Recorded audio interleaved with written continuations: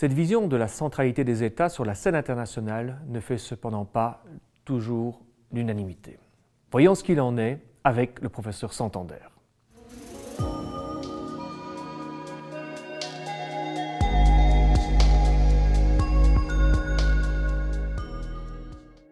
Alors, il existe plusieurs écoles qui permettent de répondre à cette question. Il y a d'un côté ceux qui considèrent qu'en effet, l'État a perdu un grand nombre de compétences sur la scène internationale. Et puis, il y a ceux qui considèrent, en se focalisant sur certains enjeux, certains facteurs, qui considèrent que l'État continue à jouer un rôle central dans les relations internationales. Alors, parmi les différentes raisons qui sont évoquées, on peut par exemple évoquer celle de la négociation des traités internationaux. Il faut savoir qu'un certain nombre d'organisations internationales, on peut évoquer par exemple le cas de la Banque mondiale, du FMI, ce sont des organisations qui ne reconnaissent dans leur statut que les États. Dès lors, ça signifie que des organisations comme l'Union européenne peuvent difficilement être reconnues, ou siéger, participer au processus décisionnel de la Banque mondiale ou du FMI. Donc l'État, là, serait central au sein d'un certain nombre d'organisations internationales. Ensuite, une autre raison qui est avancée pour expliquer la centralité de l'État en relations internationales et qui, en quelque sorte, contredit ceux qui parlent du déclin de l'État dans les relations internationales, c'est celle qui renvoie à l'absence, je dirais, de pouvoir équivalent au marché mondial. Il faut savoir qu'on vit dans un contexte de mondialisation. Il y a un marché mondial qui s'est mis en place depuis de nombreuses décennies. Il n'y aurait pas de pouvoir politique organisé correspondant à ce marché mondial, donc il n'y aurait pas de pouvoir politique à l'échelle internationale. Deux autres éléments sont également mentionnés pour expliquer cette centralité de l'État. C'est notamment la question du lien entre le développement économique et le développement scientifique. On sait très bien que le développement scientifique est un domaine extrêmement important pour le futur du développement économique des nations sur la scène internationale. Aujourd'hui, disent les tenants de l'approche évoquant la centralité de l'État, disent que l'État reste le point central entre le développement économique et le développement technologique. Et enfin, un autre élément et qui permet de faire le lien avec ce que vous disiez en guise de présentation de la question, c'est la question de la représentation des citoyens et de l'effectivité extérieure des acteurs. Autrement dit, on sait très bien qu'il y a des entités fédérées, il y a des organisations régionales à caractère supranational qui ont acquis un certain nombre de compétences en matière de représentativité des citoyens, mais aussi en matière d'effectivité extérieure, c'est-à-dire de politique étrangère.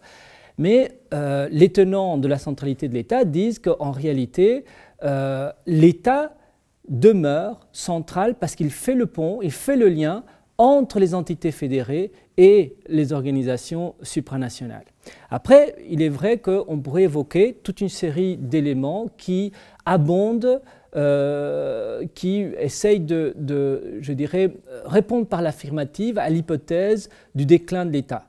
Et les tenants de cette hypothèse, ce sont ceux qui mettent l'accent sur la mondialisation et qui considèrent qu'il y a, aux côtés de l'État, toute une série d'acteurs sur la scène internationale, des acteurs non étatiques, des multinationales par exemple, qui ont acquis un tel pouvoir économique que cela leur donne une capacité d'influencer sur les politiques publiques nationales. Par exemple, on peut évoquer certains chantages évoqués par certaines multinationales en matière de politique sociale, où ils disent si vous ne diminuez, par exemple, vous ne diminuez pas les charges patronales, nous allons délocaliser nos activités à l'étranger. Et donc là, évidemment, l'État est en rapport de force défavorable au profit donc de certaines multinationales. Je me permettrai alors d'ajouter dans ce sens-là que malgré cet exemple, la multinationale, lorsqu'elle va menacer un État, elle va quand même devoir se replacer dans un autre État. Donc elle ne peut pas échapper aux États malgré tout, mais elle peut peut-être les mettre en concurrence. Tout à fait, elle les met en concurrence. Donc les multinationales se basent sur ce qu'on appelle les avantages comparatifs des États et qui renvoie, en fait c'est une théorie qui consiste à dire que les États sont en concurrence entre eux pour essayer d'attirer un maximum d'investissements et donc d'attirer vers elles des activités déployées par les multinationales en ayant par exemple un accès à Internet extrêmement performant, en ayant une stabilité socio-économique importante, des politiques de lutte contre l'inflation très importantes également. Donc il est clair que les multinationales, et ce sont les tenants de cette approche-là, tirent profit de cet avantage compétitif des États. Et donc, les États ont, à travers le temps, perdu des marges de manœuvre en matière de décision politique. Donc on a évoqué les acteurs transnationaux, comme les multinationales. On pourrait également évoquer le cas des mouvements armés non étatiques. Le cas de Daesh est un cas extrêmement intéressant. Il a fallu plus de 100 acteurs étatiques sur la scène internationale pour arriver à bout de cet acteur. Cela a pris environ 4 années de lutte acharnée contre l'organisation de l'État islamique, qui contrôlait une partie du territoire syrien et irakien. Là, les tenants de cette hypothèse disent, regardez, une petite organisation à caractère transnational a réussi à tenir tête pendant 4 ans à 2 coalitions qui intégraient des grandes puissances internationales comme les États-Unis d'une part, mais aussi toute une série d'autres puissances nucléaires européennes, et puis d'autre part les Russes, les Iraniens, le Hezbollah et bien d'autres acteurs qui sont soit des superpuissances à l'échelle internationale, soit des puissances régionales. Et puis un autre élément qui est avancé par les tenants de cette hypothèse, c'est la question du développement scientifique, des connaissances. Ceux qui soutiennent l'idée de la centralité de l'État disent l'État est le pont entre le développement économique, constitue le pont idéal entre le développement économique et le développement scientifique.